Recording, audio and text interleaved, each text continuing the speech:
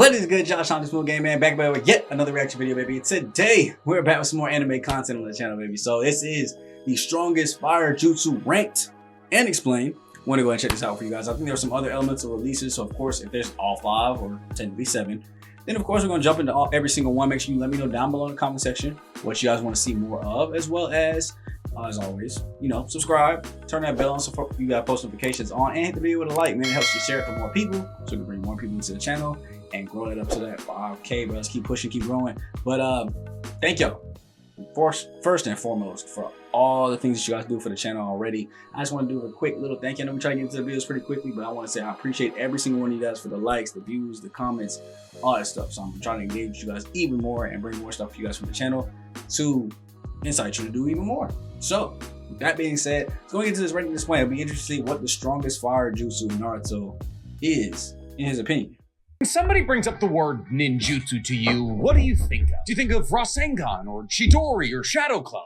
And if you do think of any of those things, that's completely fine. But when I think of the word ninjutsu, what I think of is elemental releases. Now, of course, I guess technically Chidori is an elemental release, but we're moving on. And while there is 5 types of elemental releases, those being wind, rock, water, fire, and lightning, if we're all being entirely real with ourselves, when it really boils down to it, there's 2 elemental releases that are significantly cooler than all the rest. The first of which is lightning release, which we've already talked about on this page extensively. Most specific. Ooh, and that's a little bit of a spoiler, but we will be reacting to this too as well. I already got it up on the schedule. I didn't know it came first. I didn't check the dates, but we'll be reacting to this one second. So hopefully he doesn't spoil anything from this one. Specifically in one of our recent videos where we broke down the top 10 strongest lightning release jutsus in Naruto. The second coolest, at least in my humble opinion, of the elemental releases is fire release. Now, unfortunately, both of those elemental releases are specific to Sasuke, so in both of these videos, we're talking a lot about Sasuke, but these are the trials and tribulations that I go through to bring you content. So much in the same way that I was gritting my teeth through the strongest lightning release video, I'm going to be gritting my teeth through today's video. Because today, we're talking about the top 10 strongest fire jutsus in Naruto. God damn it, there's a lot of Uchihas on this list. But before we get to Nick's suffering, guys, please. Hey, yo, my boy out here sounded like Toby Rama. He said, damn, so much Uchiha. My boy sounded like Toby Rama incarnated. Didn't he say it's his favorite Hokage anyway? Now it's starting to click. So, fire release. If we're being entirely real, it's probably the least useful elemental release out of all of them. Sure, there's big flashy fireball moves, but either people seem to tank every single one of them, or simply dodge them. Or if you're built different like Sakura, you just apply chakra to your hands and catch fireballs and throw them back at the sender. Fire release in the Naruto universe operates a bit like rapid fire ki blasts in Dragon Ball. All it really does is make a giant smoke screen that your enemy is gonna walk out of unfazed. So fire release is so useless in the Naruto universe. Why are we so obsessed with it? For the same reason that every single one of us chose Charmander in Gen 1. Fire is cool. And while this isn't necessarily true for every fire release jutsu, it is most definitely true for our first fire release jutsu, which would be none other than the Uchiha birthright of the Great Fireball technique. This is a technique that every single Uchiha ninja needs to be able to pull off before they're considered a fully fledged ninja of the Uchiha clan. And therefore, it's usually one of the first ninjutsus that any Uchiha worth their salt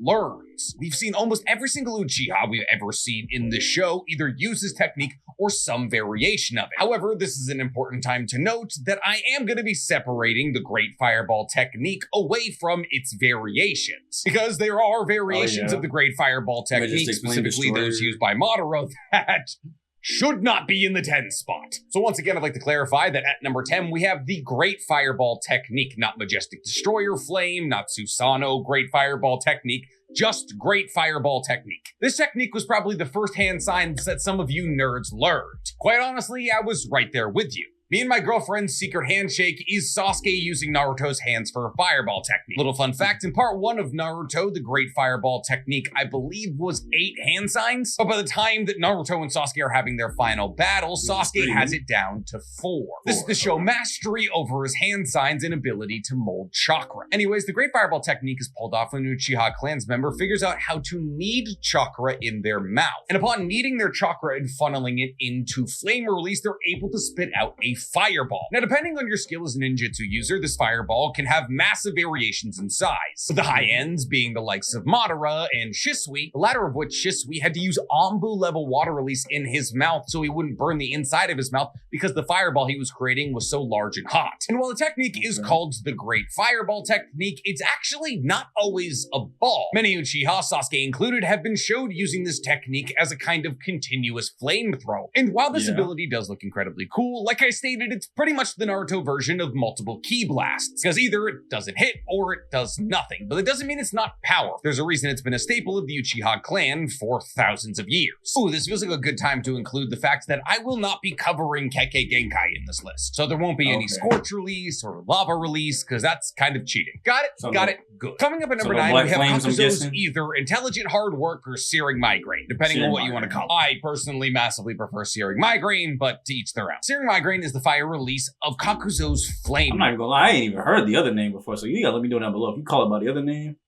I low-key don't know if I can trust you, bro. Searing, yeah, searing heart is way better than whatever the other name he just said was. This flame mask produces a relatively small fireball that it spits at opponents. The reason that I have this fireball over the Great Fireball Technique is because what it does upon hitting the ground. See, this fireball upon hitting the ground or an opponent erupts into a giant firestorm. And this firestorm spreads in all directions, traveling along the ground. In essence, even if you dodge this relatively small and easy to dodge fireball, the massive scale destruction of the fireball's contact with anything is incredibly difficult to evade. Not to mention that this firestorm can be significantly amplified using Kakuzo's wind mask. Since we're not really touching on Kekkei Genkais, it would feel cheap to give this fireball the boost of the fact that it can be boosted using wind release. But just know when searing migraine is combined with the wind mask, it was basically able to evaporate a small pond in a matter of seconds. Which is saying something when we consider the fact that fire jutsu is weak to water and water jutsu. But enough about jutsus used by Kakuzu, let's talk about jutsus used by somebody that Kakuzu helped kill. Because coming up after searing migraine, we have Ash Pile Burning. Asuma for a long time has been one of my favorite characters. Mostly because I own a couple of actual chakra blades I can't find, which is alarming, and because he was very easy for me to cosplay. My boy done lost the chakra blades. You know, he's about to get snuck up on. Somebody about to sneak in this house and hit him with the chakra blade to the throat. That's crazy. You better find them all. I always loved Asuma's iconic fire release move, Ash Pile Burning. The thing about this jutsu, though, is that the name is kind of misleading, because with a name like Ash Pile Burning, people assume that Asuma is spitting ash out of his mouth, which he's actually not. It's actually significantly more hardcore than that. See, Ash Pile Burning is a jutsu specific to the Sarutobi, who outside of the Uchiha are the strongest fire style users we know of. And this jutsu, which we've seen used by Asuma and Konohamaru, doesn't include spitting out ash, but instead gunpowder laced with chakra. Where do they keep the gunpowder? I don't know. Maybe they're in all the cigarettes Asuma's smoking, but then again, where's Konohamaru finding it? Also, gunpowder in a cigarette is basically how we tried to kill Castro. Regardless, the user of this jutsu spews out a massive cloud of chakra-infused gunpowder. And since this gunpowder is technically created out of ash, I know, it's confusing, it operates effectively like a smokescreen, making a giant cloud that fully envelops an enemy. And then once this cloud has both blinded and surrounded your enemy, the user of this jutsu clicks their teeth together. However, using this jutsu does require a little bit of preparation beforehand because they're not making a spark with their teeth. Users of this jutsu, specifically Sarutobis, place a flint in their teeth. And upon smashing that flint off their tooth, they create a spark that ignites the cloud. Now, this jutsu is incredibly cool and also very powerful. If Hidan wasn't immortal, it would have killed Hidan. There's also the added practicality of the fact that this jutsu does operate as a smokescreen and also could potentially be used against a fire jutsu wielder to stop them from potentially using their most powerful jutsu. However, it is also kind of a double-edged sword because it is just an explosion. And more than that, it's just a cloud of explosive materials. So before anybody uses this jutsu, they have to have an incredibly keen battle sense. They need to know if their allies are nearby. They need to know if the wind is gonna blow their explosive cloud back at them. And they need to know exactly when to ignite this cloud. So while I do love this jutsu, the fact that it is kind of a double-edged sword is putting it pretty low on the list. Now to take an absolutely massive step forward in terms of power. Because coming in at number 7, we have a relatively unknown jutsu known as Caged Heat Arson Prison. It's a mouthful, I'm aware, but we've only ever seen this jutsu used once, and that was by Momoshiki Otsutsuki. And the way that it works is kind of awesome, though it might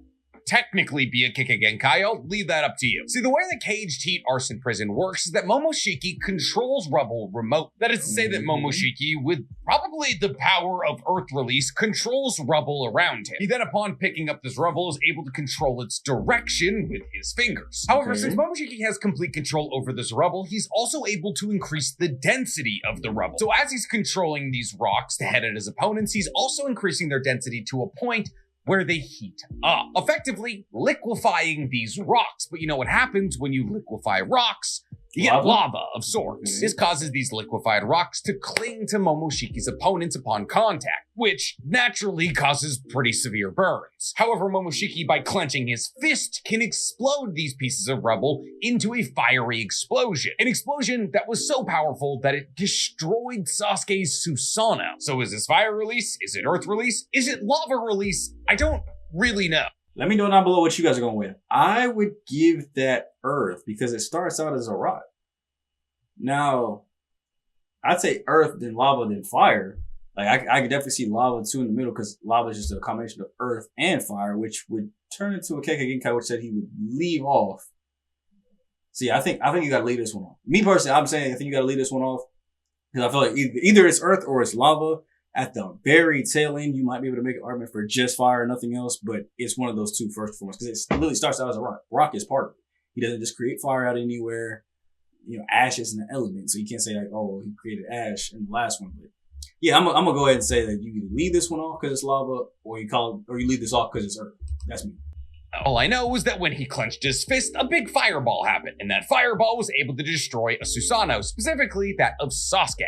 And this was adult Sasuke, so that Susanoo is nothing to scoff at. So was that placement cheating? I don't know. It's my video. But you know what is most definitely a fire release jutsu? Our next entry on this list. Because coming in at number 6, we have Blast Wave Wild Dance. Now, technically, this is kind of a variation of the Great Fireball technique, and we've seen it used in 2 separate ways. See, this jutsu has only ever been used by Obito. In the beginning of the jutsu looks a lot like a Great Fireball technique. The user of this technique needs the chakra in their body and funnels it into their mouth.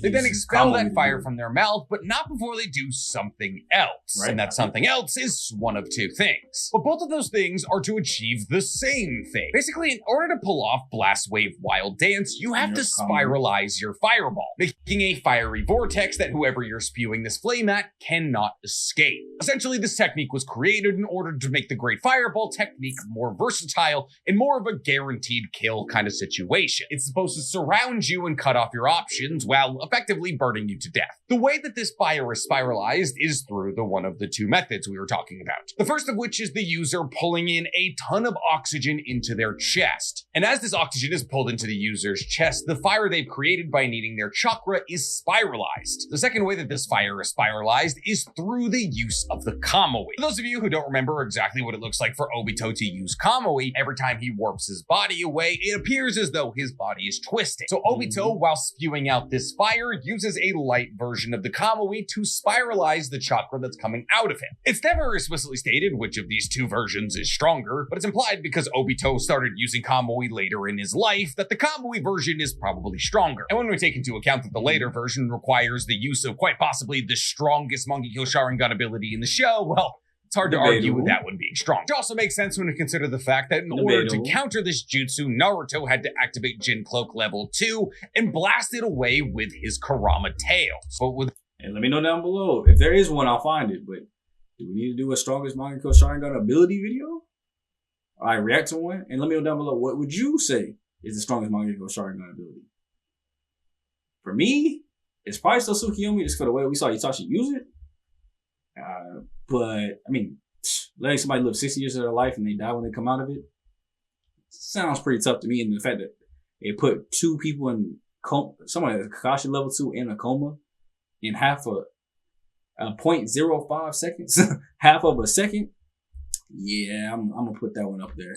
Without Naruto and Kurama's chakra, it's a possibility that this jutsu would have wiped out a large part of the Shinobi Alliance. But since we're talking about people who are dead's jutsus, we might as well talk about another person who is no longer with us in our number 5 spot, Toad Oil Flame Bullets. Now, this is kind of a shared spot because there's a couple of different moves that have Toad Oil being lit on fire, most specifically Sage Art Goemon. So I'm gonna treat this spot like it's 2 spots, but it's actually just 1 spot. Treat it like it's 2 spots in that I'm gonna describe both of those jutsu. Starting with Toad Oil Flame Bullets. This jutsu is a cooperation jutsu, specifically between Toad Sages and their respective toads. Usually this cooperation jutsu is done with a larger toad like Gamabunta, because larger toads have larger lung capacities. Why do these toads need large lung capacities? Well, because they need to be able to spew as much toad oil as possible, and that requires them to take a large breath in, and I guess much like how Asuma was hiding gunpowder inside of himself for 30 or so years, Gamabunta finds oil in himself to spit out. Unfortunately, the size of the toad isn't the only important thing when using this jutsu. There also has to be harmonization between the Toad Sage and the respective toad, as they need to understand not only where they both need to aim, but when to fire. And should the Toad Sage and the toad be in harmonization, they make one of the biggest sources of fire in Naruto's entire universe. It's like if Uchiha was using the Great Fireball technique in the Flamethrower transformation while they were also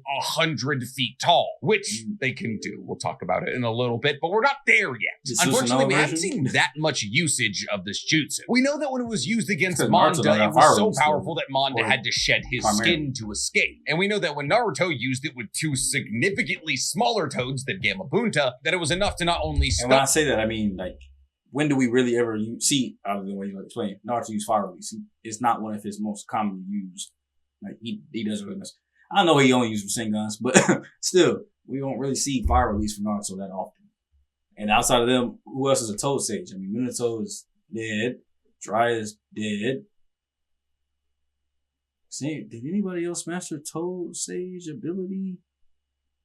No. But also seriously injure Isobe. Now, the strength of this jutsu could be for a myriad of reasons, but what I boil it down to is either the sheer amount of flames or the temperature at which toad oil burns. And as we've seen this jutsu injure some of the most powerful summons and tailed beasts, it's hard to say that it's not one of the most powerful fire jutsus in Naruto. Now, on to Sage Art Goemon. This technique could technically be cheating, as this technique is not only a cooperation technique between a Toad Sage and 1 toad, but 2. Specifically, this is a cooperation technique between Jiraiya and Ma and Pa. The reason this technique might be cheating is because it requires both wind and fire release. In order to pull this jutsu off, Jiraiya makes an insane amount of toad oil, like an Olympic pool of toad oil. I don't know where he's putting it. And Ma simultaneously releases fire release, while Pa simultaneously releases wind release. The combination of these 3 very powerful attacks covers an entire battlefield in hot, burning, vortexing oil. It's said that using this technique causes the toad oil to burn at thousands of degrees, such that anybody who gets caught in it within a matter of seconds would be burned to cinders. Unfortunately, one of the paths of pain kind of just absorbs it, but it had a ton of promise. Basically, if you're indoors and not able to absorb ninjutsu, Jiraiya using this technique will kill you. But since we're talking about Jiraiya, let's talk about his logical successor, Kashin Koji. See, Kashin Koji is a clone of Jiraiya and is, for all intents and purposes, stronger. Outside of the fact that he is a shinobi wear cyborg, is a clone augmented with shinobi wear. He is also a perfect Toad Sage, while Jiraiya was an imperfect Toad Sage. I just realized that Jiraiya trained not 1, but 2 perfect Toad Sages in Minato and Naruto. That must have been very aggravating. Like, at what point do you start asking your students for pointers? Well, Kashin Koji goes beyond Jiraiya in more things than just Toad Sagedom. Because Kashin Koji has a fire jutsu ability called the True Fire of Samadhi. And this technique, for all intents and purposes, is Amaterasu. What do I mean by that? Well, the True Fire of Samadhi is activated when Kashin Koji puts an opponent in physical contact with a marked object. Now, that marked object can be honestly anything. The 2 objects that we've seen Kashin Koji use, or at least reference to, were kunais or small toads. Once either this kunai or small toad comes into contact with one of Kashin Koji's enemies, they burst into flames. And not regular extinguishable flames, no, that would be way too easy. These flames are regarded to as the flames of purgatory and are said to be inextinguishable by either rain or wind. On top of the fact that they're inextinguishable through regular means, they also burn so hot and so quickly that they outpace regenerative abilities. Which regenerative abilities? Well, at least the regenerative abilities of Victor. But the fact that it's so ambiguous as to just say regenerative abilities implies that these flames could outburn regenerative abilities like Hashirama's or Sakura's or Tsunade's, which, if true, is terrifying. Now, truly the only weakness of these flames is just like the weakness of Jiraiya's last ability. It's if you can absorb ninjutsu, as these flames like toad oil bullets and all of that are ninjutsu. But Kashin Koji has an answer for that as well, because Kashin Koji is also able to summon just actual flames. See, Kashin Koji has a contract with the Flaming Mountain. It allows him to, when placing a summoning seal, to summon these real flames from a mountain that is continually on fire to his location. And it was with these fires that Kashin Koji was able to burn Jigen's vessel, because Jigen wasn't able to absorb the flames. Considering the fact that those are just quite literally flames, I'm not going to put them that high on the list. We're just talking about the true fire of Samadhi, which, once again, was able to kill the likes of Victor, who was an inner of Kara and also consumed a chakra fruit of some degree. Coming up after the Amaterasu ripoff, we have, in the number 3 spot, Amaterasu. Oh, Nick, you're an Amaterasu. Hey, look, it's my favorite fire jutsu. If I had Itachi, I'm gonna need that game. Because, y'all didn't even see. Just in case you didn't see the video before, I got Itachi's eye, like, right, bam, there we go. I painted it myself. No, but for real though, if I could use Amaterasu, boy, some of y'all bad drivers will be in trouble. Let me stop playing though. But for real, it's probably literally one of the second strongest Sharingan ability.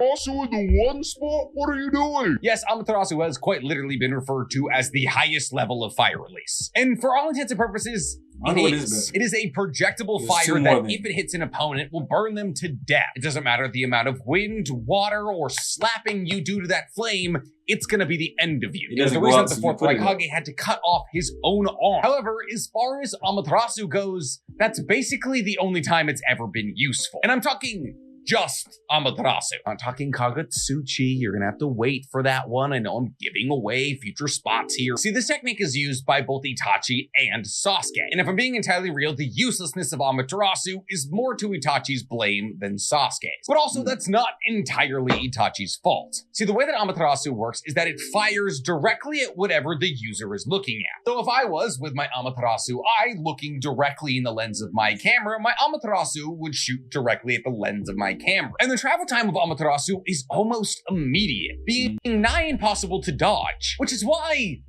it's so hard to believe it wasn't more effective. We've seen Itachi use Amaterasu in his battle against Sasuke and Jiraiya and Yagura, and all 3 of those people survived the experience. Now, could you make the argument that Itachi wasn't trying to kill any of these 3 people? Probably. Well, actually, no, he was absolutely definitely trying to kill Yagura. And he covers Yagura in Amaterasu flames, but Itachi runs out of chakra before it can finish off Yagura. Also, Yagura has some immunity to the Amaterasu at the moment because he's in his version 2 transformed Jinchuriki state. But even when Itachi was truly trying to use Amaterasu on people to kill them, like in his battle against Nagato, with the power of Almighty Push, was able to just push off Amaterasu. Killer Bee, when hit with Amaterasu, was simply able to leave an ink clone behind and swim away. Gaara was able to shirk off Amaterasu with his chakra-infused sand. Naruto was able to shirk off Amaterasu with his Jin clone. On top of that, the fires of Amaterasu spread relatively slowly. So if hypothetically, let's say a cloak is hit with Amaterasu, you can simply take it off. Or if an arm's hit, like with the 4th Raikage, you can cut it off. On top of that, space-time ninjutsu, like the one that Kaguya wields, or Kamui, can be used to seal away the flames of Amaterasu. Not to mention that Sukuna Hikona, the dojutsu that Ishiki wields, could be used to shrink it because it's a ninjutsu. So, am I saying a lot of negative things about Amaterasu? Absolutely. Yes. But is it still very, very powerful?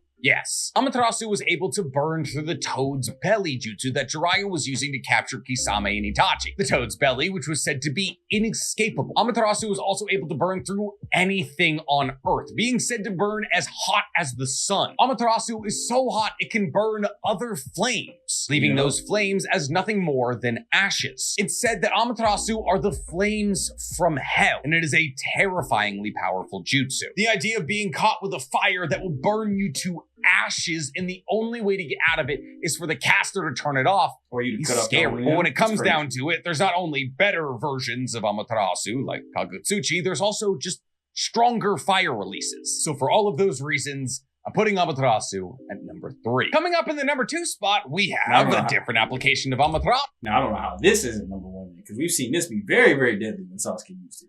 If I had to guess what number 1 is, it's either Madara's Dragon Flames or the Susanoo Fireball that he alluded to earlier. But even if it is one of those two things, I would still say Kagutsuchi is stronger than both of those. Let me know down below if you guys rock with the same ideology.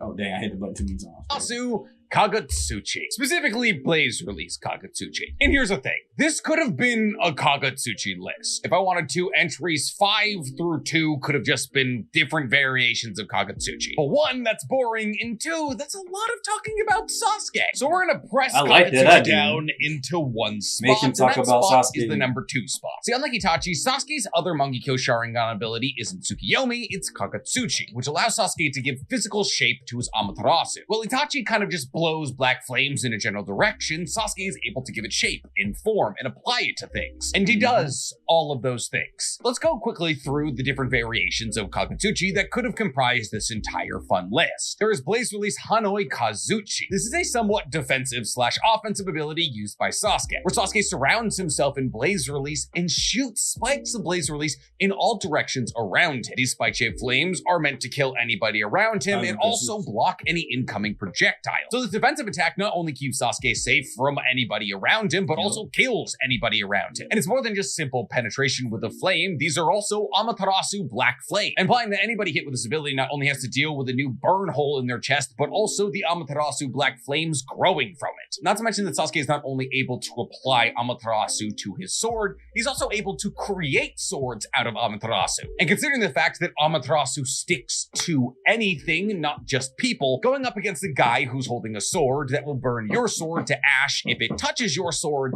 is a bit of a problem, so best to dodge. But it's a bit hard to dodge considering the fact that he can also do this while in his Susanoo. But since we're talking about his Susanoo, we should talk about his Susanoo. When Sasuke is using the ribcage state of his Susanoo, he can cover his ribcage in Kagutsuchi, which means not only could you probably not break through his ribcage in the first place, if you try, you will be lit on fire. However, when Sasuke creates a fully formed Susanoo, he can either apply his Amaterasu to his arrows, because he has a bow, or create Yasaka beads created out of Amaterasu that he can throw at enemies. So yeah, having the ability to manipulate Amaterasu in any way possible is terrifying, which is why Kagutsuchi as a whole is getting our 2 spot. But Well, Nick, what's stronger than if Amaterasu and Kagutsuchi are already done, what could possibly be number 1? Well, remember when I said we were going to talk about Madara at some point on this list? I told y'all. We're doing I it told now. y'all it Much was in the gonna be. same way that I could have made a list of all the different variations. But let me know down below if we get into it.